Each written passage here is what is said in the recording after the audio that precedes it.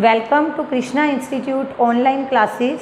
Students, आज हम एक नया टॉपिक डिस्कस करने जा रहे हैं about Hindu undivided family business. तो यह जो टॉपिक हमारा स्टार्ट हुआ था वो एक्चुअली में था फॉर्म्स ऑफ बिजनेस ऑर्गेनाइजेशन, कि एक बिजनेस कौन कौन सी फॉर्म्स में डेवलप कर सकता है। तो इसका फर्स्ट फॉर्म हम अच्छे से 2 वीडियो लेक्चर्स में जो है डिस्कस कर चुके हैं। हमने किया था सोल प्रोप्राइटरशिप का meaning and features, and next video में हमने डिस्कस किया था अबाउट मेरिट्स एंड लिमिटेशन। आज मैं एक न्यू फॉर्म के बारे में आपको बताने जा रही हूँ जो कि हमारी है जॉइंट हिंदू फैमिली बिजनेस, और we can say Hindu undivided family business. यहाँ हम फैमिली बिजनेस की बात करेंगे। पहले जो सोल प्रोप्राइटरशिप है उसमें एक अकेला पर्सन होता था, वही पैसा इन्वेस्ट करता था, सारा प्रॉफिट उसी का होता था, सारे लॉस उसी के होते थे, पूरा रिस्क उसको उठाना पड़ता था। ठीक है स्टूडेंट्स, वो थी sole proprietorship. And now we are going to discuss about joint Hindu family business. जो आपने सुना भी होगा कि कई लोग फैमिली बिजनेस की, हाँ जी, एक बेटा है उसने अपने पापा के फैमिली बिजनेस को ज्वाइन कर लिया। तो आगे इससे क्या होता है, जनरेशन टू जनरेशन आगे आने वाले जो होते हैं नेक्स्ट जनरेशन, वो अपने फैमिली बिजनेस को ज्वाइन कर लेती है। मतलब जो उनके एंसेस्टर्स ने स्टार्ट किया था, जो उनके घर के जो बड़े बूढ़े लोग थे उन्होंने स्टार्ट किया था, और पीढ़ी दर पीढ़ी वो बिज़नेस आगे बढ़ रहा है। जनरेशन टू जनरेशन उसी बिज़नेस को आगे कंटिन्यू किया जा रहा है। So shall we start now joint Hindu undivided family business, और you can say joint family business. यहाँ इसका मीनिंग देखेंगे सबसे पहले। A family business, Hindu undivided family business में हम कौन सी बात करने जा रहे हैं, फैमिली बिजनेस की, जिसमें घर के सभी लोग एक ही बिजनेस को करते हैं और उसी को आगे बढ़ाते हैं। Own and carried on by the family members, सभी लोगों के द्वारा मिलकर, मतलब इसमें ओनरशिप भी सारे फैमिली मेम्बर्स की होगी, और मैनेजमेंट का काम, इसको कैरी ऑन करने का काम, बिजनेस को आगे ले जाने का जो काम है वो भी सब मेंबर्स के द्वारा किया जाएगा। कंट्रोल्ड बाय एल्डेस्ट मेंबर, लेकिन जो कंट्रोल है वो एल्डेस्ट मेंबर करता है, मतलब जो घर का सबसे बड़ा व्यक्ति होगा।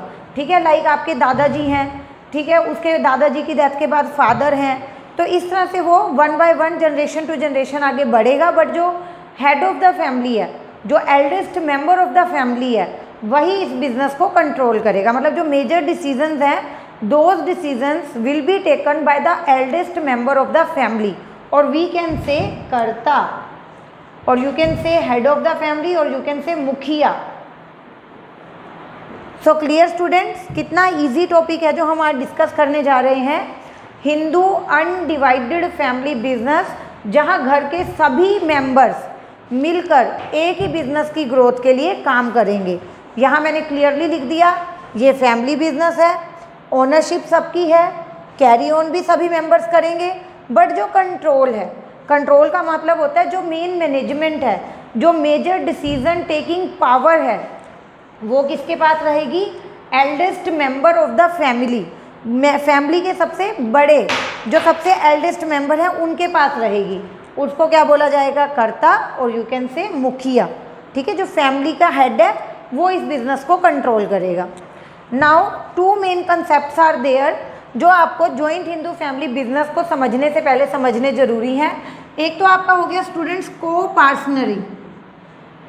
को पार्सनरी में क्या बोला गया है, कॉमन ओनरशिप के बारे में। किसके बारे में बोला गया, कॉमन ओनरशिप। जो को पार्सनरी है वो बोलता है कि कॉमन ओनरशिप होती है। क्या होती है, कॉमन ओनरशिप होती है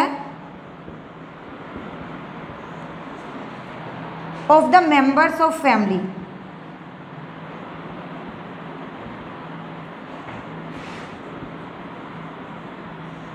कॉमन ओनरशिप किसमें होती है, इन एंसेस्ट्रल प्रॉपर्टी। सिंपल, को पार्सनरी क्या बोल रहा है कि जो फैमिली मेंबर्स हैं उनकी एंसेस्ट्रल प्रॉपर्टी में कॉमन ओनरशिप रहेगी, मतलब सभी लोगों की ओनरशिप रहेगी। एंसेस्ट्रल प्रॉपर्टी क्या होती है, कॉमन प्रॉपर्टी, जिस पे सबका राइट होता है। तो कॉमन प्रॉपर्टी में आप क्या लेते हो, कॉमन प्रॉपर्टी में लेते हो एंसेस्ट्रल प्रॉपर्टी। कॉमन प्रॉपर्टी में क्या आएगा, एंसेस्ट्रल प्रॉपर्टी, और ऐसी प्रॉपर्टी, ऐसी पर्सनल प्रॉपर्टी जो क्रिएट की गई है with the help of ancestral property, with the help of ancestral property. और उस प्रॉपर्टी को, उस पर्सनल प्रॉपर्टी को भी क्या मान लिया जाएगा, that personal property will also be treated as ancestral property। So student, I hope आप सबको ये समझ आ रहा है, बहुत इजी टॉपिक है कि कोपर्सनरी और कॉमन प्रॉपर्टी दोनों टॉपिक एक दूसरे से रिलेट करते हैं। कैसे? कोपर्सनरी में तो कह रहे हैं कि जो प्रॉपर्टी है वो, उसके अंदर जो ओनरशिप है वो कॉमन रहेगी, मतलब सभी मेंबर्स की ओनरशिप रहेगी प्रॉपर्टी में। और कॉमन प्रॉपर्टी होती कौन सी है? जो एंसेस्ट्रल प्रॉपर्टी होती है, जो आपके घर के बड़े बुजुर्ग लोग आपके लिए छोड़ के गए हैं। और उस प्रॉपर्टी की हेल्प से अगर आपने कोई पर्सनल प्रॉपर्टी क्रिएट की है, that also will be treated as ancestral property. तो दोनों ही टॉपिक हमें क्लियर है, तभी हम आगे बढ़ सकते हैं, अपने जॉइंट हिंदू फैमिली बिजनेस को अच्छे से समझ सकते हैं। प्लीज़ आप इसका स्क्रीनशॉट ले सकते हैं, आप इसको अपने नोट्स में लिख सकते हैं। ठीक है कि कोपर्सनरी ने तो बोला कि कॉमन ओनरशिप रहेगी एंसेस्ट्रल प्रॉपर्टी में, फिर आपको ये लगेगा मैम ठीक है कॉमन ओनरशिप रहेगी एंसेस्ट्रल प्रॉपर्टी में, बट एंसेस्ट्रल प्रॉपर्टी होती क्या है? तो एंसेस्ट्रल प्रॉपर्टी होती है जो कॉमन होती है, जो हमारे बड़े बुजुर्ग हमें दे के गए हैं, और उसकी हेल्प से अगर हमने अपनी कोई पर्सनल प्रॉपर्टी क्रिएट की है तो वो भी कॉमन प्रॉपर्टी है, वो भी एंसेस्ट्रल प्रॉपर्टी है। ठीक है स्टूडेंट्स, तो यहाँ तक का आप स्क्रीनशॉट लें और उसके बाद आप बढ़े फीचर्स की ओर। फीचर्स के थ्रू हम जॉइंट हिंदू फैमिली बिजनेस को और अच्छे से समझ सकते हैं। फीचर्स में देखो, पहला मैंने क्या लिखा है, formation. Formation is very easy. Formation of joint Hindu family business is very easy because there must be at least 2 members और 1 एंसेस्ट्रल प्रॉपर्टी। 2 चीज़ों का होना ज़रूरी है अगर आप जॉइंट हिंदू फैमिली बिजनेस करना चाह रहे हो। 2 लोग हों और एक एंसेस्ट्रल प्रॉपर्टी, एक कॉमन प्रॉपर्टी आपके पास हो जिसपे दोनों ही मेंबर्स का कॉमन राइट हो, कॉमन ओनरशिप हो, तभी तो हम कहेंगे कि हाँ जी वो फैमिली बिजनेस करने जा रहे हैं। अगर एक व्यक्ति करेगा तो वो तो सोल प्रोप्राइटरशिप में आ जाएगा। सोल प्रोप्राइटरशिप की वीडियोस आप अच्छे से देख चुके हैं। Now we will talk about liability. Students remind करो कि सोल प्रोप्राइटर की लाइबिलिटी कैसी होती थी? अनलिमिटेड। सोल प्रोप्राइटर की लाइबिलिटी होती थी अनलिमिटेड, मतलब अगर लॉस होता था तो पर्सनल प्रॉपर्टी भी बिक सकती थी। तो यहाँ पर क्या है liability joint Hindu family business में? यहाँ मैं लाइबिलिटी के लिए पहले इस टॉपिक को 2 तरह से कैटेगराइज करूँगी। पहला तो कर्ता, क्योंकि जो हेड है, जो इसके पास डिसीजन टेकिंग पावर है, जिसके पास कंट्रोलिंग पावर है, उसकी लाइबिलिटी अलग तरीके से देखेंगे, और जो अदर मेंबर्स हैं फैमिली बिजनेस में उनकी लाइबिलिटी अलग तरीके से देखेंगे। जो कर्ता की लाइबिलिटी है देखो स्टूडेंट्स, वो तो हो गई अनलिमिटेड, वो तो सारे डिसीजंस ले रहा है, मैनेजमेंट कर रहा है, कंट्रोल कर रहा है, तो उसकी लाइबिलिटी तो अनलिमिटेड रहेगी। और अदर मेंबर्स की लाइबिलिटी यहाँ पे हो जाती है लिमिटेड। ओके, बिल्कुल सिंपल है, जल्दी से समझ आ रहा है। Registration, no separate act, registration is not compulsory, registration is not compulsory.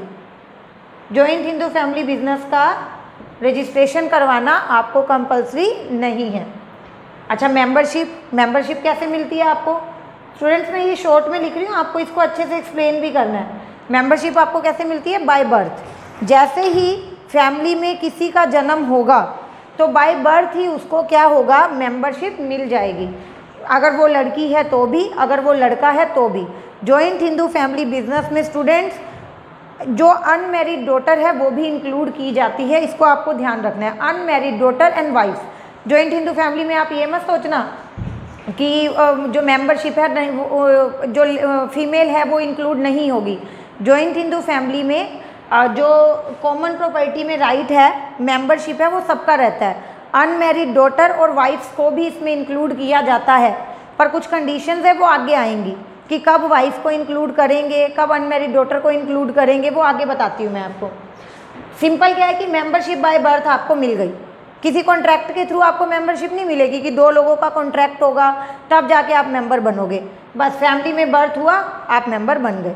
ठीक है, ओनली मेल मेंबर। अब ये चीज़ आ गई कि only male member can be member, only male members can be part of Hindu undivided family business. अभी मैंने आपको बताया था कि इसमें अनमैरिड डॉटर भी इंक्लूड होती है, वाइफ भी इंक्लूड होती है। तो वो कैसे इंक्लूड होती है स्टूडेंट्स?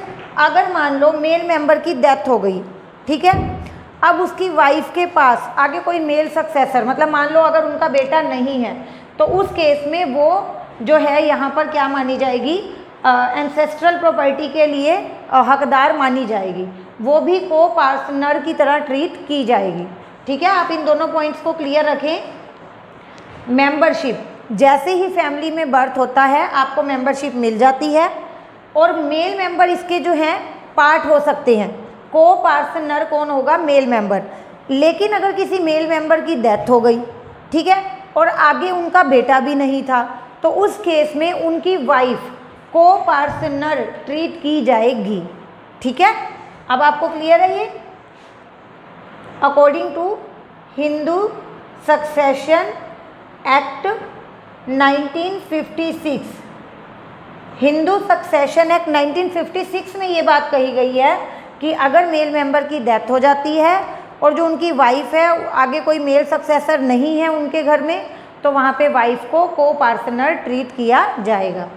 कंट्रोल कौन करता है? ये तो बिल्कुल सिंपल है, हमने मीनिंग में ही कर लिया था डेफिनेशन में।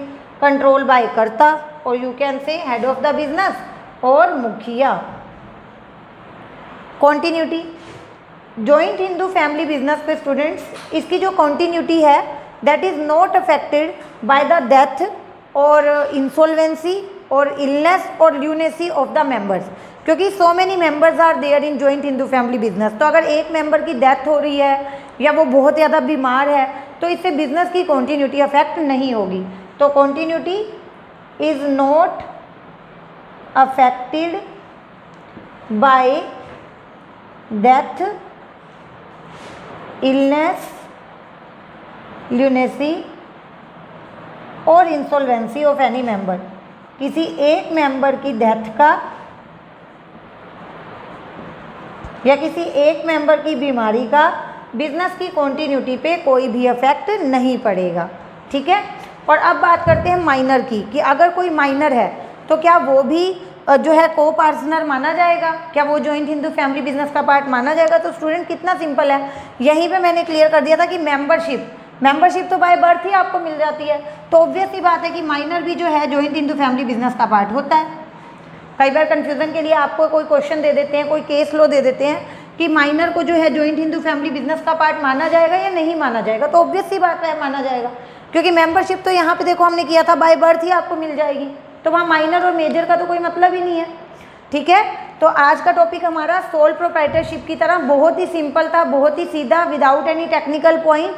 आपको सिर्फ इन पॉइंट्स को देखना है, समझना है और अपने नोट्स बना के रख लेने हैं बिल्कुल सिंपल लैंग्वेज में। ठीक है, कि जॉइंट हिंदू फैमिली बिजनेस जो फैमिली के सब लोग मिलके करते हैं, बट जो कंट्रोलिंग पावर है वो एक पर्सन के पास रहती है, वो पर्सन होता है head of the family. He is also known as mukhiya और कर्ता। ठीक है, then features, formation is very easy. Liability की बात करोगे तो कर्ता की रहेगी अनलिमिटेड और अदर मेंबर्स की रहेगी लिमिटेड। देन रजिस्ट्रेशन कंपलसरी नहीं है, मेंबरशिप बाय बर्थ आपको मिल जाती है, मेल मेंबर ही सिर्फ इसके पार्ट हो सकते हैं। बट हिंदू सक्सेशन एक्ट में क्या बोला गया है स्टूडेंट, कि in the case of death of any male member and in the absence of male successor his wife can be को पार्टनर।